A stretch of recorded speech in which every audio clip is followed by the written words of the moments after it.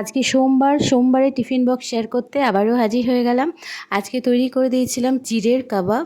এটা আমি আগেও তৈরি করে দিয়েছিলাম, তবে আজকে একটু অন্যরকম করে তৈরি করে দিয়েছি।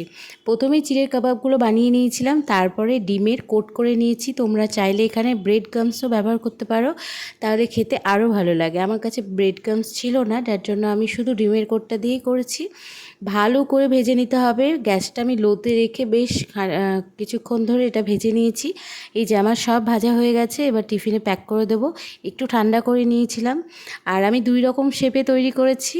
এই লম্বা শেপেরটা আমি মেয়েকে দিয়েছি, আর গোল করে যেটা করেছিলাম সেটা ছেলেকে দিয়েছিলাম। আর তার সাথে একটা দিয়েছি ডিম সেদ্ধ। ডিম সেদ্ধ খেতে আমার মেয়ে খুব ভালোবাসে। ডিম সেদ্ধর সাথে আজকে ফলের মধ্যে দিয়েছিলাম আপেল। আজকে লেবুটা নেই, যার জন্য শুধু আপেলটাই দিয়েছি। 2 টুকরোই দিয়েছি, বেশি খেতে চায় না খুব একটা, যার জন্য 2 টুকরোই দিয়েছি। এই ছিল আজকে সোমবারের টিফিন আইটেম।